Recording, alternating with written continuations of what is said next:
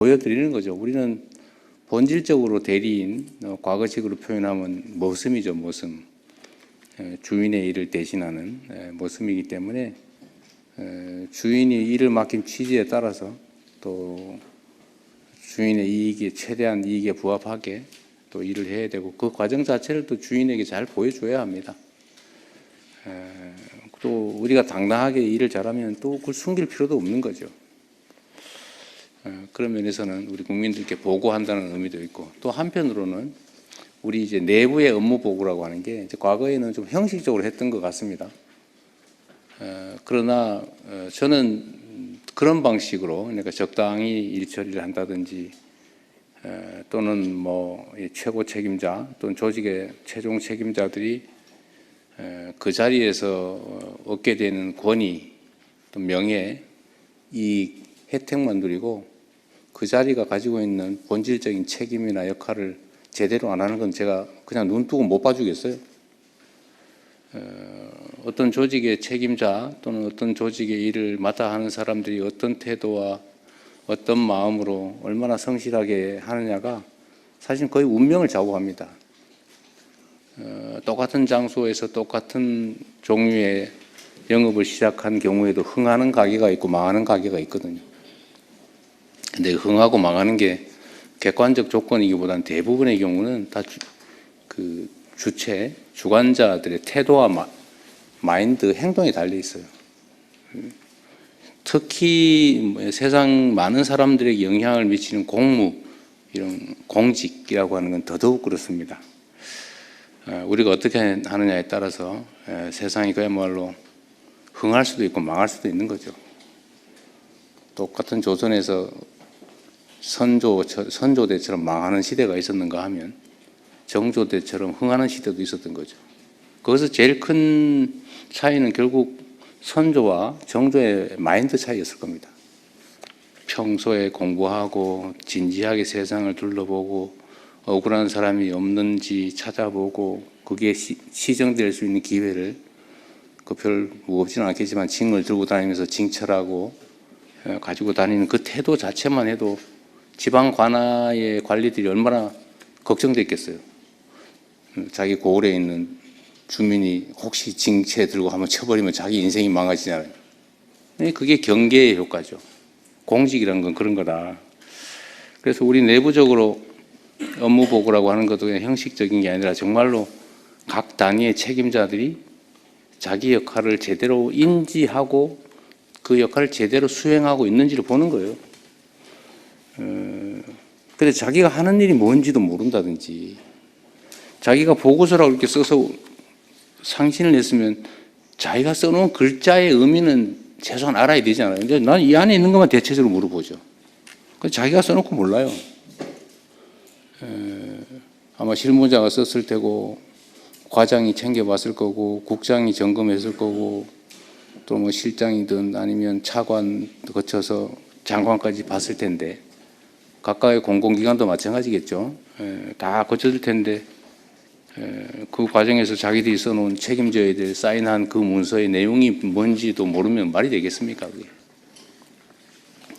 그래서 그런 걸 한 번은 이제 과거처럼 적당히 넘어가고 그냥 일선의 실무자만 손끝으로 이렇게 필요한 꼭 해야 되는 것만 까작까작 깨작 이렇게 하는 거를 넘어서서 정말로 조직 전체가 책임지고 역동적으로 이렇게 움직이고 서로 정말 필요한 게 뭔지 토론하고 의견 주고받고 잘못된 게 있으면 고치고 더 좋은 게 있으면 제안받아서 새롭게 시도하고 그 과정에서 조직이 좀 활력 있게 살아 움직이면 그 조직만이 아니라 그 조직이 지향하는 바대로 우리 국민들의 삶도 국가 사회도 훨씬 더 나아지지 않겠습니까? 우리는 한번 최소한 그런 걸 해보자는 취지였던 거예요. 그래서 여러분들 제가 한 6개월쯤에 다시 하려고 그래요. 근데 아마 그때쯤에는 좀 다를 겁니다. 지금은 사실 처음 해보는 거라서 이것도 뭐 어떻게 될지도 잘 모르겠고 그러겠지만 다시 또 한 6개월 이렇게 업무를 해보고 그때는 또 제가 또 다른 방식으로 체킹을 해볼 겁니다. 지금까지 예상된 방향으로 하면 잘 안 되죠. 우리는 예상 문제가 잘 안 통해요. 대신에 아주 상식적이죠. 그냥 자기 하던 일 최소한의 관심을 가지고 최소한 파악하고 자기 책임지면 되는 거죠. 그래서 한 6개월 후에 또 기대를 한번 해보겠습니다. 우리 국민 여러분께서도 한번 기다려 보십시오. 다음에 한 6개월 지난 다음에는 우리 공직사회가 어떻게 변해 있을지. 또 한 가지는 아까 제가 국무회의 때 비공개 회의 때 말씀을 드렸는데 각 기관의 책임자, 지금은 이제 장관님들이 아마 자체 업무 보고도 했겠죠. 이제 각 실 단위, 뭐 국 단위, 과 단위도 그 소속 그 직원들하고 토론을 한번 해보세요. 의견을 한번 들어보시는데 중요한 게 하나 있어요. 이게 관료 조직의 특성인데 세상이 변하잖아요. 세상이 변하는데 가장 큰 권한을 가진 사람이 가장 구시대 사람이에요. 이게 관료제의 특성이죠. 가장 젊은, 가장 권한 없는, 가장 신참이 가장 현실적이에요. 근데 이거를 잘 조화를 시켜야 됩니다. 이 꼰대라고 하잖아요, 꼰대. 이 꼰대가 되면 안 되잖아요. 근데 현장에서 동떨어지, 왜냐하면 이 지위가 계급이 올라갈수록 자꾸 현장으로부터 멀어지죠. 한 계단씩 자꾸 멀어져요.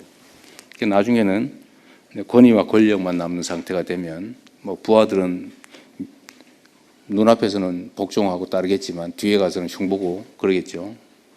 근데 이게 전에는 모르겠는데 이제는 소통 통로가 좀 다양해지면 그게 다 소문이 나게 돼 있어요. 저한테 막 다 들어가요.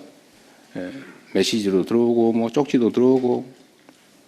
그래서 이 조직이 아래 위가 소통이 잘 되면 그런 그 꼰대 노릇하는 사람들은 좀 견뎌내기가 좀 어려울 수도 있겠다.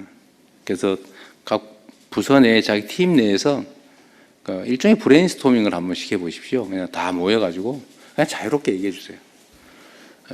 그러면 새로운 아이디어도 생기고 특히 이제 계급이 높은 우리 관리자일수록 좀 현장의 얘기를 진지하게 들을 가능성이 좀 더 많아지는 거죠. 일선 직원들, 하위 직원들, 신참 직원들, 신입 직원들의 얘기를 좀 자주 들어보는 브레인스토밍의 기회를 가져보는 것도 한 방법이겠다. 그게 본인에게도 필요하지만 조직에게도 필요하고 궁극적으로는 우리 국정이라고 하는 게 국민을 위한 것이기 때문에 우리 국민과 국가에도 필요한 일이라는 생각이 듭니다. 저것도 하나 좀 마저 해주면 좋겠습니다. 다른 부처에도 이 총리님 제가 이 얘기는 아까 못했는데 이 얘기는 메모했다가 다른 국무위원들도 전해주세요. 우리가 이제 해야 될 일들이 많잖아요. 너무 많아가지고 사실은 뭐 어떤 일을 해야 될지 모를 수도 있는데 대체적으로 관행적으로 해오던 일은 잘 할 거예요. 그럼 제가 공직사회는 그런 건 잘합니다. 그런데 지금 부족한 게 어떤 거냐면 거기다가 이제 우리도 스스로 모르는 뭔가의 문제점 또는 우리 구성원 중에 일탈하는 소수의 일탈행위, 소위 부정부패 뭐 이런 것들 있잖아요. 이런 것들을 시정을 해야 되는데 우리 스스로는 잘 안 돼요. 왜냐하면 우리는 맨날 보던 걸 똑같은 시각에서 똑같은 각도에서 보고 있기 때문에 잘 안 느껴집니다. 보면서도 캐치가 안 돼요. 눈에 스치긴 했는데 인지가 안 되는 거죠. 그러니까 다른 사람의 눈으로 봐야 되는데 그 좋은 기회가 뭐냐면 그게 국회 같은 거예요. 특히 야당, 국회, 언론, 시민단체, 무슨 비판적인 전문가 이런 사람들이 하는 얘기들을 잘 새겨서 잘 받아들여서 잘못된 게 있으면 시정하고 좋은 제안이면 받아들이십시오. 그래서 지금은 바빠서 못했는데 조만간 그건 해야 될 것 같습니다. 그러니까 원래 국회에서 지적된 거를 처리하는 시스템은 있는 것 같긴 하더라고요. 근데 그게 좀 제대로 됐는지를 좀 확인하려고 합니다. 이제 앞으로는 대국회용이 아니고 우리 정부 자체적으로 언론, 뭐 이런 시민단체, 야당, 국회, 또 감사기관 뭐 이런 데 지적된 문제들에 대해서 제대로 다 시정을 했는지 그들의 지적이 잘못될 수도 있으니까 뭐 잘못된 경우는 그건 이래서 잘못됐다 정확하게 정리하면 되죠. 어쨌든 이걸 처리했는지도 한번 점검을 하도록 하겠습니다. 그래서 기회도 주시고 다음 아마 뭐 6개월호가 될지는 잘 모르겠는데 일단 그때 업무 보고를 하면 주로는 이제 기존에 지적됐던 것들이 시정되지 않고 남아 있는 거 아마 이런 것들을 주로 챙기게 되지 않을까 싶어요. 그 한번 관심 가져 주시기 바랍니다. 그리고 지방 정부와 지방 공공기관들도 마찬가지로 이게 뭔가 점검이 좀 돼야 되는데 이건 이제 지방자치제도의 특성상 중앙정부가 마음대로 할 수는 없는 것이어서 정부 차원에서도 좀 지방정부들의 이런 행정을 어떻게 할지 나름 뭐 의회 제도나 다 있긴 한데 중앙정부 차원에서 이걸 포기할 수는 없으니까 그 방법도 한번 확인해 주시고 각 부처 단위로도 소관 사무와 관련된 지방 행정이 어떻게 이루어지고 있는지 점검을 한번 해봐 주시면 좋겠다는 생각이 듭니다.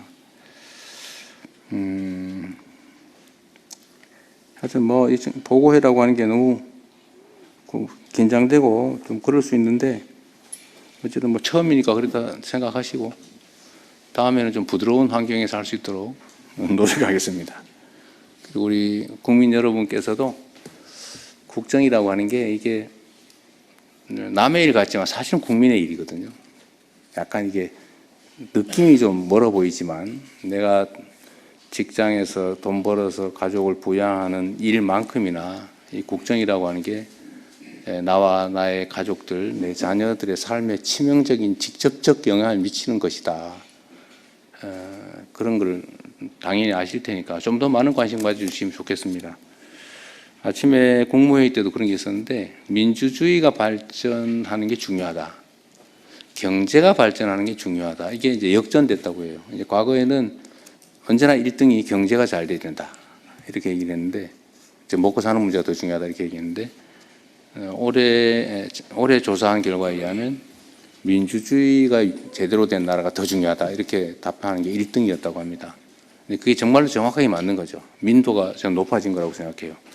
민주주의가 잘 정착되면 자원이 효율적으로 배분되고 잘 쓰여지고 모든 공식적인 권력 배분, 권력 행사가 투명하고 공정하고 객관적이 되면 아무래도 효율적인 사회가 되죠. 그게 또 경제적으로 성장 발전하는 중요한 동인이 되는 것 같습니다. 마음 계속 관심 가져 주시기 부탁드리고요.